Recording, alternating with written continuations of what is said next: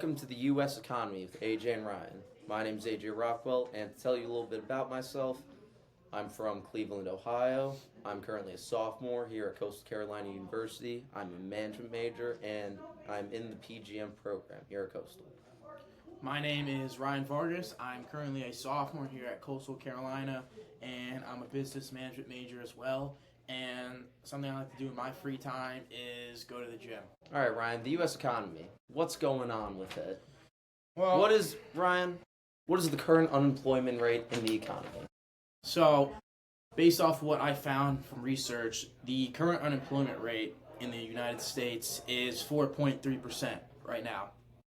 So, based off that number, do you think that's historically high or a low number? Historically, it's a low number. The reason why I think this, or what led to this rate, was a slowdown in hiring and a slight increase in the number of people entering the labor force. Another thing that has to do with it is the Federal Reserve's past interest rate hikes to control inflation. Okay, so are you currently employed or are you unemployed? Currently, I am not employed at the moment. What about you, Ryan? Are you employed or unemployed? Currently, here being at school, I am unemployed, but when I go home for breaks and in summer, I do have two jobs. I work in two different restaurants on a golf course. Oh, I apologize about that. Unaware. When I'm on break, I'm also employed during winter break and spring break. I typically work as a lifeguard at my high school's pool to monitor swim practices and whatnot. And yeah. All right, let's get into question number 2. Well, AJ, What is the current rate of economic growth, also known as the GDP? So the GDP of the United States currently, it's growing at a 3.8% increase. Okay.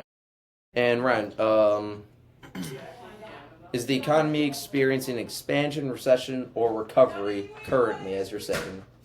So, based on what I found from research, since COVID happened in 2020, the current U.S. economy is in an expansion phase, as indicated by the positive gross domestic product growth in the second quarter of 2025, though the growth is expected to slow down.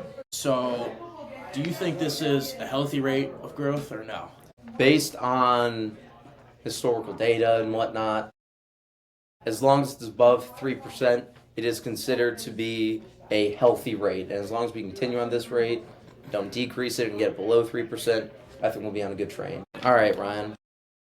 What would you say, another thing that many Americans have talked about is inflation. People have been saying it's going through the roof. Yes. As many people say, we're seeing the prices of food increase, seeing everything increase. I feel like when I step into Walmart and get two things, it's going to cost me $50. So Ryan, to ask you that, what is the current inflation rate in this economy? So, as of late 2025, right now, the U.S. inflation rate is about 2.9% and about 3.1% for core inflation. The Federal Reserve's goal is 2%, so prices are still rising a bit faster than desired right now. So, AJ, do you think this is too low, too high, or just right? Currently, right now, it's slightly too high. While it's not a crisis and not anything to, go nuts over Armageddon and anything like that, because it's over 2%, it means that goods and services are slightly more expensive, or excuse me, they're getting more expensive than the federal government wants it to be. However, it's much lower than high levels seen in 2022 and in 2023, which, as we both know, those were pretty high price of inflation. Inflation was going up. And Ryan, what, if anything, should the central bank do about this inflation, the slight amount of inflation? So, in my opinion, I feel like the federal government should be cautious and patient. They should hold interest rates steady for now until inflation starts to get closer towards 2%.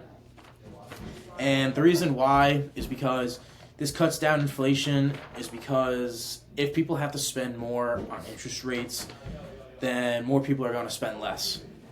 And they should also avoid cutting rates too quickly because this would cause inflation to increase.